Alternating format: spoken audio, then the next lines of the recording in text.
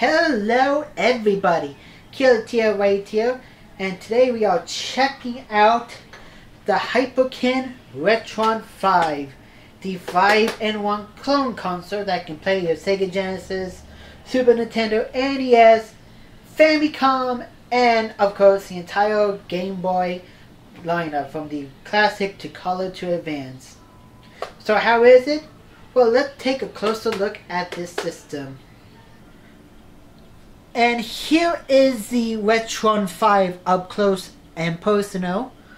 As you can tell, it is a beefy sized clone system, considerably bigger and more heavier than my last clone system, the Retro Duo. It was a pretty good clone system when I got it back in 2009. Good SNES emulation. NES emulation was good, but sound was kinda off. S-video support and such. The RetroN 5 has support for not just Super Nintendo and NES, but also the Japanese version of the NES, Famicom, and the Sega Genesis. And just like many other clone systems like the Retro Duo, it is region-free as well. On the side here we have controller ports here for all your retro gaming controllers here. So let me go grab my controllers right now.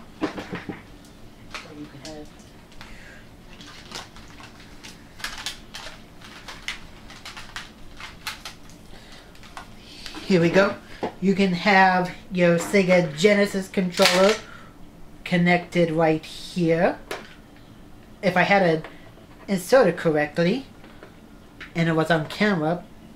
So Sega Genesis right here. Grab the Super Nintendo and connect it right here. Once again, if I had it going in the right way. And then last but not least, the NES controller right here, which living on single the wires here.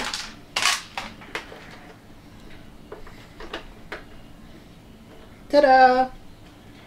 And of course, it also comes with its own set of controller here, made exclusively for the RetroN 5 here. It's not too bad actually. It felt comfortable in my hands. So the shoulder button feels nice. The buttons are all clicky and such. This joystick thingy isn't too bad either. Like, I wouldn't necessarily use it for platforming that needs like very precise accuracy, but it is very competent at the very least. And if you don't have any of the original controllers here, this is a pretty decent alternative here. Okay, you put it right here, and it's like little tray stand right here. Now let's take a look at the back of the RetroN 5 here. As you can see, there is an SD card slot here to put in your SD cards to install new firmware onto the RetroN 5. Not only does it help fix some problems with the system, but also add in some features. As a matter of fact, the latest beta firmware for the RetroN 5 adds IPS patching support for new custom-made levels, custom graphics, and even fan-made translation for many of the Japanese role-playing games that wasn't released in the rest. You got your power port here. You have a USB port right here to recharge your RetroN 5 controller. And instead of the expected analog outputs like composite or S-video, the RetroN 5 has an HDMI output to output 720p imagery to your television, which I feel like really helps the game look even better than they did on the original hardware here. So now, before we go on ahead and hook the system back up to the TV, there are some disadvantages about the RetroN 5 that I do want to be able to state. First of all, there is some compatibility issues. Light gun games like Duck Hunt will not work with the system. But then again, with today's HD TVs and how they work, light gun games wouldn't work to begin with. Also, Game GDs and Game Sharks will not work on the RetroN 5, but the system does have a built-in cheat system, so you can cheat right away. Granted, you have to download the XML file from the website, but you can use cheats without the Game GD or the Game Shark. Also, no Super Game Boy support, but considering there is a Game Boy port in the front, it's not a big deal.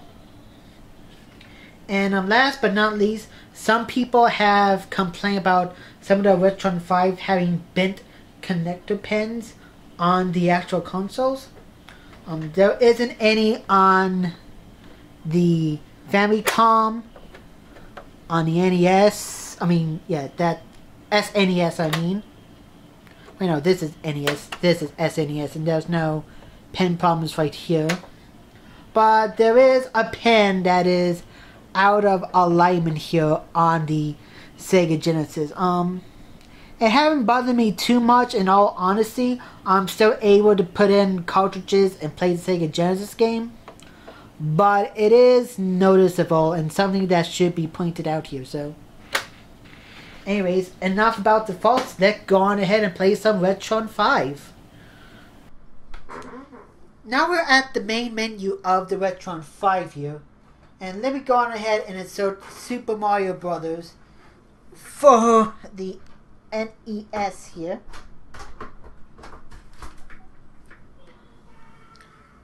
What it will do now, there we go. What it has done, it basically made a dump of the ROM from the cartridge to the system itself here. And let's go on ahead and play.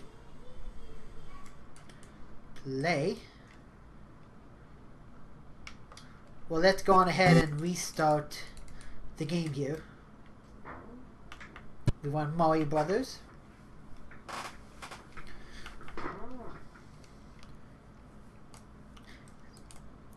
As you can probably see, the quality of the RetroN 5 is pretty good. The game looks a lot sharper than I remember it being on the original SNES back in the day. And the sound quality is pretty good too. And what you can also do with the RetroN 5 and add in some filters here, like I could add in scale lines right here. And it'll look like I'm playing it on an old CRT TV. And there's other filters here that you can add as well here. Considering that this is in fact emulation, like you can add in 2x scaling here. Let's see. Super 2x scaling.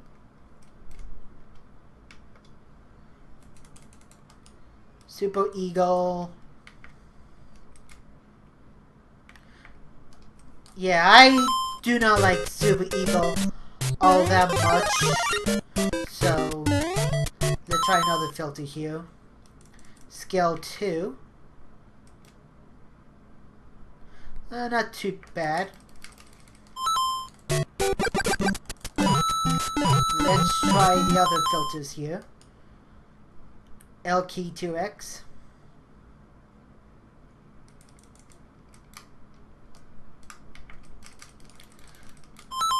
And then high quality 2x. And I think that's it for all the filters here. Yeah. Pretty much is. They're not bad, but I honestly prefer just playing with the basic settings here, but some games will look better with different filters and such. If we can go to the main menu, we can add in some extra more display options here, like the aspect ratio right now is normal. I can have it to stretch or zoom right here. And that's the only real problem, that the only way to get more options, to get more display options, is to exit out of the game and mess around with the main menu. As you can see, zoom, that zooms in the image. I don't like that. Return to main menu. Go to settings and then do stretch, which will basically stretch the image to fit on a widescreen television. I honestly prefer to play my games at their proper aspect ratio. So let's go on ahead and go back to normal. You can also do first original resolution here, which will let the game play at close to the original resolution as possible here.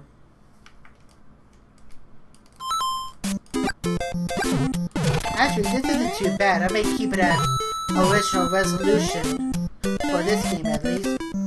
However, I am going to turn off scale lines here. There we go. There we go.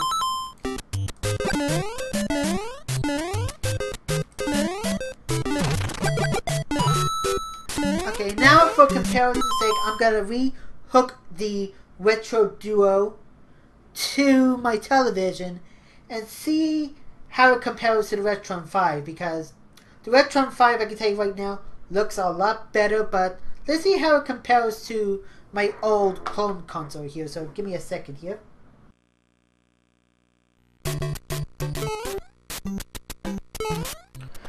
Oh yeah, the RetroN 5 definitely kicks the ass out of the Retro Duo for sure. I mean, the video quality is passable on the Retro Duo, but the audio does leave a lot to desire. So anywho, let's do some more comparisons. Here's some Mega Man X for the Super Nintendo.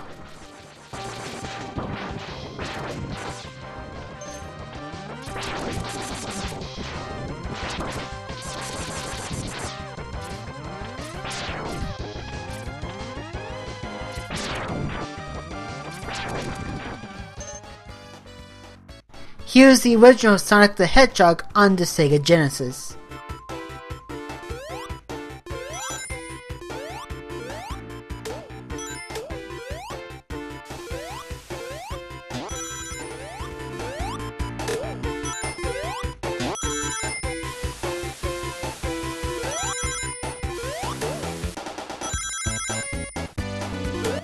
As a side note, Virtual Racing for the Sega Genesis will not run on the Genesis 3, but runs just fine on the RetroN 5.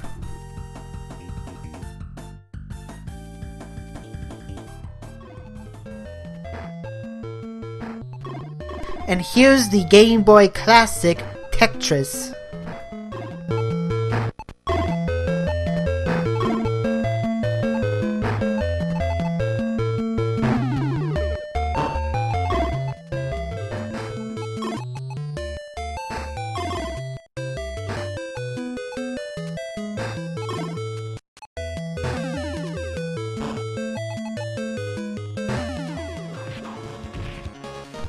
And finally, Power Rangers Ninja Storm for the Game Boy Advance.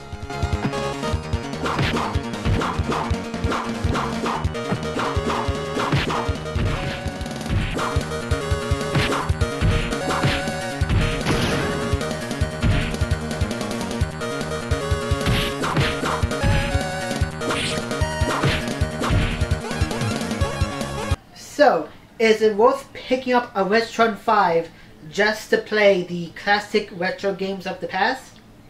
I'm going to go with yes. Now granted, it is expensive at $140 and there are some compatibility issues, but there's a lot more advantages than disadvantages in my opinion. Like 5 different consoles, region free, 720p capabilities, and of course firmware updates to really enhance and bring in new features to a system. So if you are out looking for a clone system, the RetroN 5 should definitely be on your list. My final rating for the RetroN 5 is a solid B.